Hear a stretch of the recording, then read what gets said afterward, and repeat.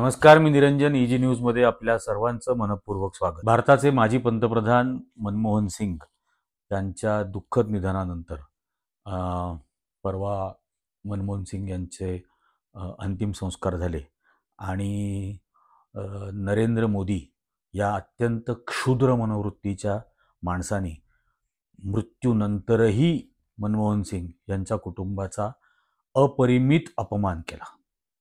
अत्यंत लाजिरवाणी गोष्ट ही नरेंद्र मोदी आणि त्याच्या सगळ्याच गँगनी टोळीनी ही केली. यापुढे मी तर त्यांना कधीच याच्या व्यतिरिक्त दुसरा उल्लेख करणार नाही. नरेंद्र मोदी आणि त्यांची टोळी असाच यापुढे उल्लेख असणार, कारण इतक्या नीच आणि घाणेरड्या क्षुद्र मनोवृत्तीच्या प्रवृत्तीला गेलेत. काय काय झालंय हे आपण समजून घेतलं पाहिजे. मनमोहन सिंगांच्या मृत्यूनंतर काँग्रेसचे अध्यक्ष मल्लिकार्जुन खरगे यांनी पंतप्रधानांना एक पत्र पाठवलं आणि त्या पत्रामध्ये त्यांनी असं म्हटलं की मनमोहन सिंगांचं निधन झालंय. मनमोहन सिंग हे 1991 पासून संसदेमध्ये आहेत आणि इतकी प्रदीर्घ कालावधी म्हणजे आता 24 म्हणजे जवळजवळ 33 वर्ष लोकसभेमध्ये आहेत. भारताचे अर्थमंत्री राहिलेले आहेत. भारताला इकॉनॉमिक पॉवर, आर्थिक सत्ता, ताकद देण्याच्या याच्यामध्ये ते अत्यंत महत्त्वाचा त्यांची भूमिका राहिलेली आहे आणि देशाचे पंतप्रधान म्हणून 10 वर्ष होते. राज्यसभेमध्ये विरोधी पक्षनेते म्हणून त्यांनी काम केलेलं आहे. तर अशा मनमोहन सिंग यांच्या अंतिम संस्कारासाठी जो एक प्रोटेक्टेड एरिया म्हटला जातो, अशा डिग्निटरीजच्या अंतिम संस्कारांसाठी जिथं आत्तापर्यंत सगळ्याच माजी पंतप्रधानांचे अंतिम संस्कार झाले, त्या राजघाट परिसरामध्ये त्यांच्यासाठी अंतिम संस्काराची व्यवस्था व्हावी आणि त्यांचं एखादं स्मारक त्या ठिकाणी बनवलं जावं. याच्यावरती सरकारकडून काहीही उत्तर आलं नाही. फक्त असं कळवण्यात आलं की निगमबोध घाटावरतीचा अंतिम संस्कार करावा. आता निगमबोध घाट हा दिल्लीमधला जिथं सर्वसामान्य सगळ्याच लोकांचे अंतिम संस्कार त्या ठिकाणी होतात, सामान्य लोकांचे. आणि काँग्रेसची वर्किंग कमिटीची मीटिंग होती दुपारी 4 वाजता. CWCच्या मीटिंगमध्ये सोनिया गांधींनी विचारलं मल्लिकार्जुन खरगेंना की सरकारकडून काही कळलंय का, कारण प्रत्येक माजी पंतप्रधानाचा आणि माजी राष्ट्रपती यांचे अंतिम संस्कार करण्याची व्यवस्था ही केंद्र सरकारतर्फे केली जात असते. केंद्र सरकारने याच्या आधीच एक तातडीचं नोटिफिकेशनही काढून टाकलेलं होतं की हे स्टेट फ्युनरल असेल आणि 7 दिवस सगळीकडे राष्ट्रध्वज अर्ध्यावरती आणावा वगैरे वगैरे, काय काय उत्सव साजरे जाऊ नयेत, काहीही सेलिब्रेशन होऊ नये वगैरे वगैरे सगळं काढलं होतं. त्यामुळे आता याची सर्व व्यवस्था सरकार करणार म्हणून त्यांनी विचारलं की सरकारकडून काही कळलंय का. त्यावरती खरगेंनी एवढंच सांगितलं की आत्तापर्यंत इतकीच माहिती मिळाली आहे की तेही अधिकृतरित्या पत्र म्हणून कळवलेली नव्हती. निगमबोध घाटावरती अंतिम संस्कार करा. हे ऐकल्याबरोबर त्या मीटिंगमध्ये असलेल्या प्रियंका गांधी अत्यंत संतापल्या आणि त्या म्हणाल्या की देशाच्या माजी पंतप्रधानाला आणि इतक्या मोठ्या स्टेचर ज्यांचं प्रतिष्ठित असं नेते होते, जगभरात ज्यांना अत्यंत आदर आणि सन्मान आहे, अशा मनमोहन सिंग यांचा अंतिम संस्कार त्या निगमबोध घाटावरती सरकार का करू पाहत आहे? का राजघाट परिसरामध्ये एखादी जमीनच्या तुकड्यावरती सरकार त्या असं म्हटलं की दो गज भी जमीन सरकार नाही दे सकती क्या. आणि असं जर असेल तर प्रियंका गांधींच्या वडिलांचं आणि आजीचं म्हणजे इंदिरा गांधी आणि राजीव गांधी यांच्या दोघांचे अंतिम संस्कार राजघाटवरती झालेले होते. शक्तीस्थळ आणि वीरभूमी म्हणून ते ओळखले जातात आणि ते मोठा परिसर आहे. तर त्यांनी असं सांगितलं, असं जर इतकं जर सरकारला अडचण असेल तर माझ्या वडील आणि माझ्या आजीच्या जी स्मारकं आहेत त्यात एक जागा ही मनमोहन सिंगांच्या अंतिम संस्कारासाठी आणि स्मारकासाठी म्हणून द्या, असं सरकारला सांगा. आणि हे जेव्हा सरकारला सांगितलं त्यावेळेला मग पुन्हा त्यांच्यामध्ये केंद्र सरकारमध्ये काहीतरी झालं आणि रात्री 12:15 वाजता 11:45 एक प्रसिद्धी पत्रक सरकारतर्फे दिलं गेलं. त्यात असं सांगितलं की नाही, निगमबोध घाटावरच अंतिम संस्कार होणार आणि स्मारकासाठीची जागा ठरवण्यासाठी वेळ लागेल आणि त्यासाठी ट्रस्ट बनवायला लागेल. म्हणजे हा इतका धादांत खोटारडा आणि नीचपणा आहे. आतापर्यंतच्या एकाही पंतप्रधानाच्या स्मारकासाठी ट्रस्ट नाहीये. त्या स्मारकांची देखभाल ही अर्बन डेव्हलपमेंट मिनिस्ट्री मार्फत PWD डिपार्टमेंट करत असतं. कुठल्याही पंतप्रधानाच्या अंतिम म्हणजे ज्या ठिकाणी स्मारकं बनली त्या ठिकाणी कोणत्याही पंतप्रधानाच्या अशा पद्धतीचं ट्रस्ट बनवलेलं नाहीये. आणि आता सरकार म्हणतं मनमोहन सिंगांचं स्मारक बनवायचं तर ट्रस्ट बनवायचा. इतका नीचपणा. आणि एरवी म्हणजे PM केअर फंडाचा ज्यावेळेला ट्रस्ट बनवला तो अर्ध्या रात्रीतून बनवला होता. अर्ध्या रात्रीतून PM केअर ट्रस्टचा हे बनवण्यासाठी नियम बदलले गेले इन्कम टॅक्स आणि कंपनी ऍक्टचे, आणि तो रात्रीतून ट्रस्ट बनवला गेला आणि PM केअर फंडासाठी आज तागायत माहिती नसलेले, माहिती उघड न केलेले हजारो कोटी रुपये तिथं गोळा केले. इतक्या घाणेरड्या मनोवृत्तीने या नरेंद्र मोदी आणि त्याच्या टोळीने या प्रकारामध्ये हस्तक्षेप केला. आणि नंतर ज्यावेळेला तो प्रत्यक्ष अंतिम संस्कार निगमबोध घाटवरती होणार होता, त्या निगमबोध घाटावरती येत अतिशय छोटी जागा आहे. म्हणजे देशाच्या मनमोहन सिंगांसारख्या माजी पंतप्रधानाच्या अंतिम संस्काराच्या मानाने ती अतिशय छोटी आणि अपुरी जागा आहे. तरीही कुटुंबांनी आणि काँग्रेस पक्षाने नाईलाजाने ते स्वीकारलं. कारण तो सरकारी सन्मान जो त्यांना मिळायला हवा तो मिळायलाच हवा होता. आणि म्हणून हे जेव्हा सर्व त्या ठिकाणी प्रोसेशननी ती अंतिम यात्रा तिथं पोहोचत होती, अचानक मध्ये अमित शहाचा कॉन्व्हॉय आला. अमित शहा त्या निगमबोध घाटाच्या परिसरामध्ये त्यांची गाड्या आतमध्ये गेल्या आणि गेट बंद करून घेतले. गेट बंद केल्याचा परिणाम हा झाला की कुटुंब बाहेर, मनमोहन सिंगांचं कुटुंब गेटच्या बाहेर, आणि मग आतमधून माणसं पाठवून त्यांना शोधून आतमध्ये आणायला लागलं. हे झाल्यानंतर त्या ठिकाणी बसण्याची जी व्यवस्था केलेली होती, सरकारने केलेली व्यवस्था, त्यात मनमोहन सिंगांच्या कुटुंबियांसाठी फक्त 3 खुर्च्या ठेवल्या होत्या. फक्त 3. हे सरकारला हे पण माहित नाही की मनमोहन सिंगांची पत्नी आहे, त्यांना 3 मुली आहेत, 3 मनमोहन सिंगांचे जावई आहेत आणि त्यांची नातवंड, किमान इतके डायरेक्टली त्यांच्या कुटुंबामधले नातेवाईक तरी तिथं असतील. या सगळ्यांसाठी मिळून फक्त 3 खुर्च्या. आणि मग तिथं सोनिया गांधी, मल्लिकार्जुन खरगे, राहुल गांधी यांनी त्या ठिकाणी आग्रह केला, तिथं खुर्च्या आणायला लावल्या. राहुल गांधी उभे राहिले त्या अंतिम संस्कारात. मोठी गोष्ट नाहीये. मनमोहन सिंग तेवढे मोठे होतेच की राहुल गांधींनी उभंच राहायला हवं होतं. पण कुटुंबियांच्या बाबतीमध्ये सरकार वागणूक कशी देत होती. ज्या वेळेला त्यांच्या पार्थिवावरती प्रथेप्रमाणे आणि प्रोटोकॉल प्रमाणे मनमोहन सिंगांच्या पार्थिवावरती ज्यावेळेला तिरंगा ठेवला जात होता, देशाचा राष्ट्रध्वज, त्यावेळेला हा नॉन बायोलॉजिकल प्राणी नरेंद्र मोदी हा बसून राहिला, उठला सुद्धा नाही. तिथं उपस्थित असलेले इतर सर्वजण उभे राहिले. कारण देशाचा तिरंगा देशाच्या माजी पंतप्रधानाच्या पार्थिवावरती ठेवला जातोय. भूतानचे राजे उभे राहिले, पण नरेंद्र मोदी बसून राहिला. हा पुन्हा एकदा अपमान त्यांचा केला गेला. त्यानंतर ते अंतिम संस्कार करत म्हणजे प्रत्यक्ष करायच्या वेळेला अग्नी दिल्यानंतर त्यांच्या मुलीनीच दिला आणि नातवंड ते प्रदक्षिणा घालतात वगैरे, ते जे काही रिच्युअल्स करत होते त्यावेळेला इतकी गर्दी करून टाकलेली होती त्या ठिकाणी की त्यांना दाटीवाटीनं त्याच्यातून मार्ग काढत प्रदक्षिणा घालाव्या लागत होत्या. हे शोभतं? सनातन सनातन सनातन म्हणून उर बढवतात. ही पद्धत आहे तुमची? एखाद्या पंतप्रधानाच्या अंतिम संस्काराला अशा पद्धतीने वागायची? आणि हा भारतीय जनता पक्ष या 10 वर्षामध्ये इतका नीच कसा झाला? याच मनमोहन सिंगांची 2014ची टर्म लोकसभेची ज्यावेळेला संपत होती आणि संसदेचं शेवटचं अधिवेशन होतं, त्या शेवटच्या अधिवेशनामध्ये त्यावेळेला लोकसभेच्या विरोधी पक्षनेत्या असलेल्या सुषमा स्वराज काय बोलल्या होत्या ते ऐका. मैं बहुत प्यार से कह रही हूं, मेरे भाई कमलनाथ अपनी शरारत से इस सदन को उलझा देते थे और आदरणीय शिंदे जी अपनी शराफत से उसे सुलझा देते थे.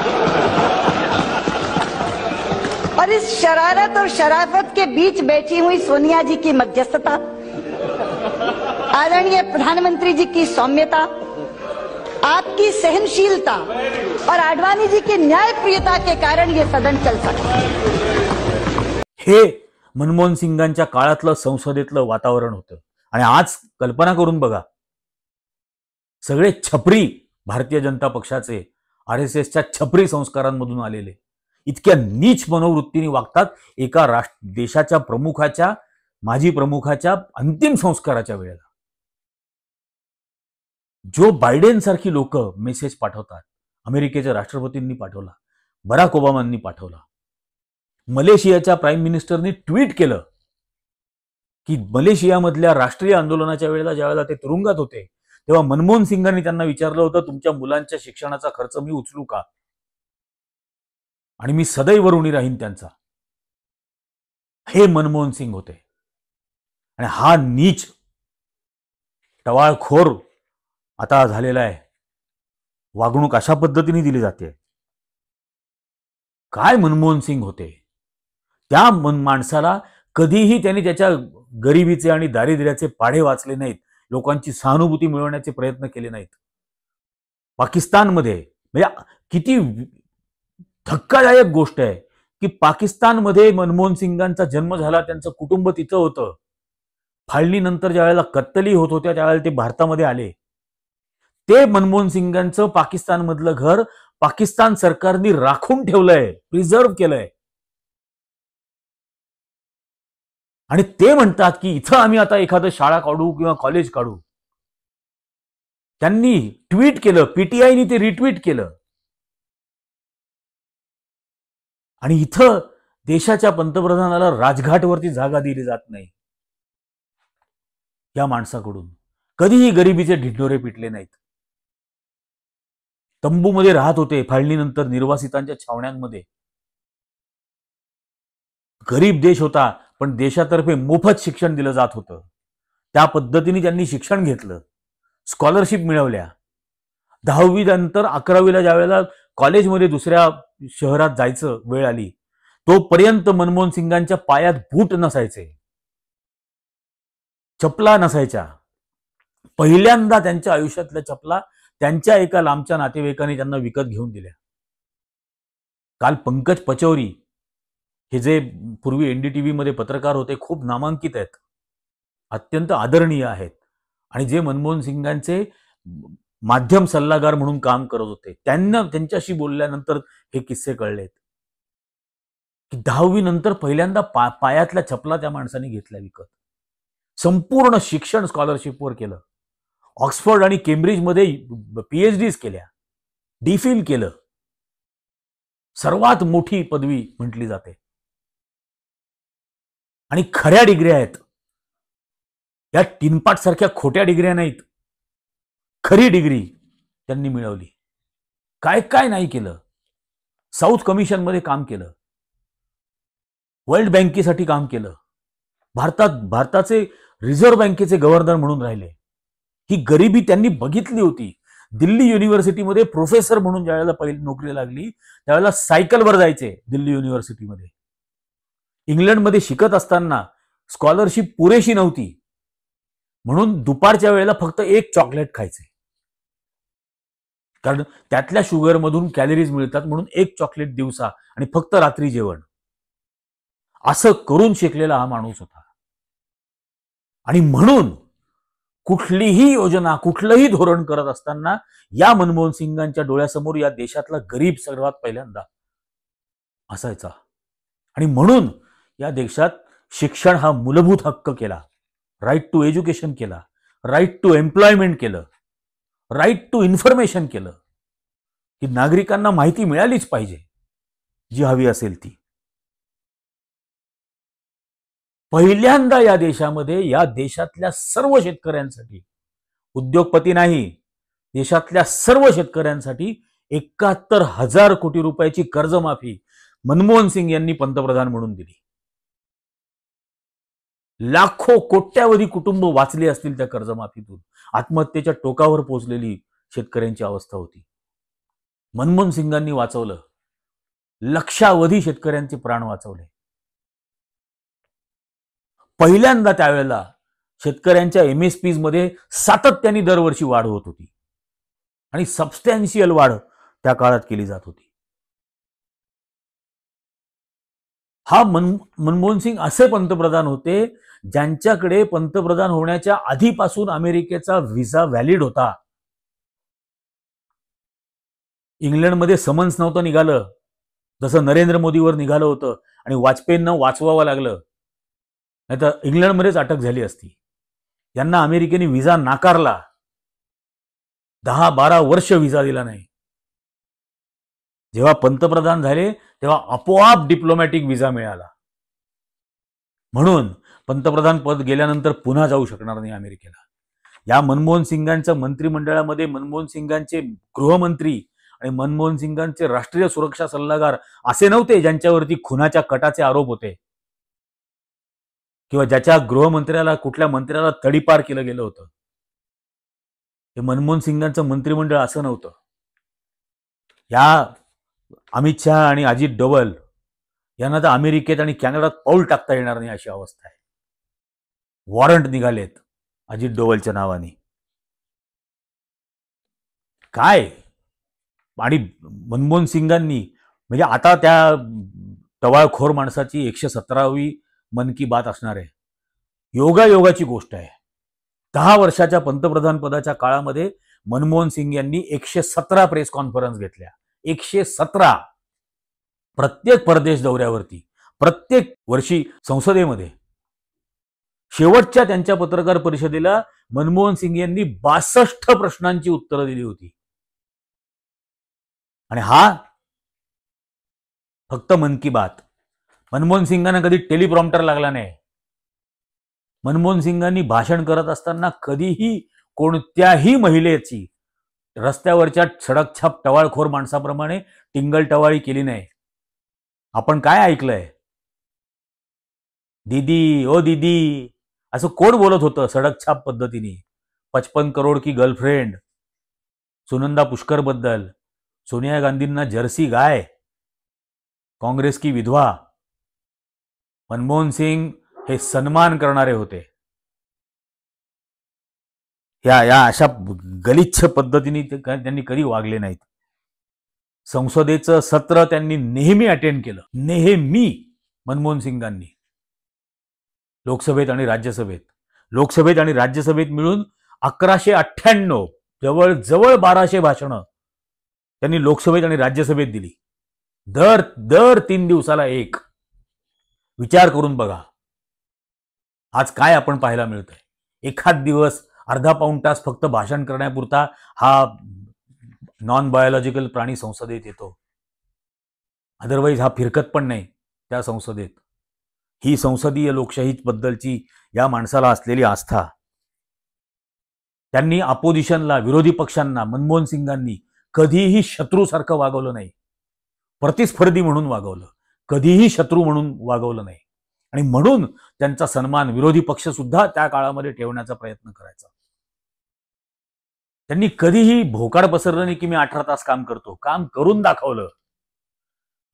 दाखवलं. या देशातल्या 26 कोटी लोकांना दारिद्र्य रेषेच्या वर काढलं. या देशाचा GDP 3 पट करून टाकला होता त्याच्या. आता गॉड्स ऍक्ट म्हणतात या देशाची ती 3 पट अर्थमंत्री. 2008ला जागतिक आर्थिक मंदी आली. त्यावेळेला G20 नेशन्सनी भारताला बोलावून घेतलं. 2009ची ती G20 नेशन्सची समिट की मनमोहन सिंगांना विचारलं की आम्हाला मार्गदर्शन करा या आर्थिक संकटातून बाहेर कसं पडायचं. हे मनमोहन सिंग होते. हे देशाला गॅलरीमध्ये येऊन टाळ्या वाजवा थाळ्या वाजवणारे छपरे माणूस नव्हता. 144% GDP वाढवला. या माणसांनी अन्न सुरक्षेचा कायदा केला. कारण एका चॉकलेटवरती दिवस काढले होते. दारिद्र्य काय हे पाहिलं होतं म्हणून अन्न सुरक्षेचा कायदा आणला. त्यांनी कधीही नोटबंदी फिडबंदी सारखे अत्यंत मूर्ख निर्णय घेतले नाहीत, कधीही नाही केलं हा असला प्रकार. कुठल्याही उद्योग समूहाचं जसं काही दलाल असल्यासारखं मनमोहन सिंग कधी वागले नाहीत. आज जे उद्योगपती त्यांच्या संपत्तीचं विभत्स प्रदर्शन करतात, देशाच्या पंतप्रधानाला मिठ्या काय मारतात, ते उद्योगपती मनमोहन सिंगांच्या समोर हात धरून उभे राहायचे. तो सन्मान, तो आदर त्यांनी कमावला होता मनमोहन सिंगांनी. त्यांना कधीही चित्रपट अभिनेत्यांबरोबर फोटो काढून स्वतःची प्रसिद्धी करण्याची हौस करावी नाही लागली. त्यांना कधीही स्वतःचे फोटो काढण्यासाठी पाठीमागे काहीतरी भव्य दिव्य आरास करून ठेवलेली आहे असले उद्योग करावे लागले नाहीत. त्यांचा साधेपणा हाच इतका भव्य होता मनमोहन सिंगांचा की त्याच्यानेच जगाचे डोळे दिपून जायचे. या मनमोहन सिंगांना तुम्ही कशी नीच वागणूक दिलेली आहे हे कोणी विसरणार नाही. आज बलात्काऱ्यांच्या धमक्या देणाऱ्यांना नरेंद्र मोदी ट्विटरवरती फॉलो करतात. हे मनमोहन सिंगांना कधीही असल्या फालतू चीप लेवलच्या गोष्टी कराव्या लागल्या नाहीत. आता सगळं बदललं. आता छान छान दिसण्यासाठी छान छान कपडे दिवसातून 4 वेळा 5 वेळा बदलायचे. मग कधी अभयारण्यात फोटो, कधी समुद्र किनाऱ्यावर फोटो, कधी पाण्यामध्ये जाऊन फोटो, कधी गुहेत फोटो. मराठीमध्ये एक म्हण आहे, सुंदर दिसण्याच्या नादामध्ये मोर पिसारा फुलवतो, पण पिसारा फुलवण्याच्या नादात स्वतःचं ढुंगण उघडं पाडतो. तशी आजची अवस्था झालेली आहे. साधेपणामध्ये काय भव्यता असते हे या फक्त पोशाखी असलेल्या पंतप्रधानाला नरेंद्र मोदीला कधीच कळणार नाही. नवाज शरीफ फार बडबड करतात ना हे भाजप आणि RSS वाले. नवाज शरीफ आणि मनमोहन सिंगांची एक मीटिंग झाली आणि त्यात नवाज शरीफांनी मनमोहन सिंगांना निमंत्रण दिलं पाकिस्तानमध्ये यायचं. हे लक्षात घेतलं पाहिजे, मनमोहन सिंग एकदाही पाकिस्तानला गेले नाहीत. जोपर्यंत आतंकवाद तुम्ही बंद करत नाही तोपर्यंत पाकिस्तानला येणार नाही हे त्यांचं म्हणणं होतं. आणि नवाज शरीफ यांचं म्हणणं होतं की तुम्ही पाकिस्तानला या, आपण या सगळ्या मुद्द्यांवर चर्चा करू, तुम्ही तुमच्या जन्मगावी सुद्धा आपण जाऊ, त्या जन्मगावी आम्ही पाकिस्तान सरकार विद्यापीठ बांधेल, हॉस्पिटल बांधेल, शाळा बांधेल, तुमच्या नावाने बांधू, मनमोहन सिंगांना म्हणाले. आणि जमलंच तर तुम्हाला नानकाना साहिबला, म्हणजे जिथं गुरु नानकजींचं निधन झालं, त्या नानकाना साहिबला तुम्हाला मत्था पण टेकता येईल. त्यावेळेला मनमोहन सिंग नवाज शरीफांना म्हणाले की कृपा करून या विषयाच्या चर्चेमध्ये माझा धर्म आणू नका. Don't bring my religion into it. मी शिखांचा पंतप्रधान नाहीये, मी भारताचा पंतप्रधान आहे. आणि भारताची ही मागणी आहे की आतंकवाद थांबवा, तोपर्यंत येणार नाही. हे मनमोहन सिंग होते. नरेंद्र मोदी हे मनमोहन सिंग होते. तू कधी भारताचा पंतप्रधान होऊच शकणार नाहीस रे बाबा. तू फक्त अदानी, अंबानी, याच मेहुल चोक्सी, नीरव मोदी यांचाच पंतप्रधान तू राहणार. तू कधीच भारताचा पंतप्रधान बनू शकणार नाहीस. भारत काय असतं हे कळलंच नाहीये तुला. यात तुम्ही फार गप्पा मारता. मुद्दाम यादीच करू आणली. कंदहारला IC-814 विमानाचं हायजॅक झालं. नेपाळमधून निघालेलं एअर इंडियाचं विमान आणि अफगाणिस्तानला कंदहारला घेऊन गेले. या भारतीय जनता पक्षाच्या अटल बिहारींच्या सरकारने परराष्ट्र मंत्री जसवंत सिंगांच्या सोबत ह्या अजित डोवाल असताना 5 पाकिस्तानचे अतिरेकी सोडले. त्यांना सोडायला गेले भारताचे परराष्ट्र मंत्री. ती तारीख होती 31 डिसेंबर 1999. 21व्या शतकात पाऊल टाकत असताना भारत अटल बिहारी वाजपेयींच्या सरकारमध्ये गुडघ्यावर आला होता आतंकवाद्यांच्या समोर. अक्षरधाम मध्ये हल्ला झाला गुजरातला. भारतीय जनता पक्षाचं सरकार होतं, केंद्रात पण आणि राज्यात पण. रघुनाथ मंदिरावरती हल्ला झाला, भाजपचं सरकार होतं. कारगिलचा हल्ला झाला, भाजपचं सरकार होतं. पार्लमेंटवर हल्ला झाला, भाजपचं सरकार होतं. पठाणकोटमध्ये हल्ला झाला, भाजपचं सरकार होतं. उरीमध्ये अटॅक झाला, भाजपचं सरकार होतं, अमरनाथ यात्रेवरती हल्ला झाला, भारतीय जनता पक्षाचं सरकार होतं, पुलवामाचा हल्ला झाला, भारतीय जनता पक्षाचं सरकार होतं. आणि नरेंद्र मोदी हा मनमोहन सिंगांना म्हणतो वीक प्रधानमंत्री होते.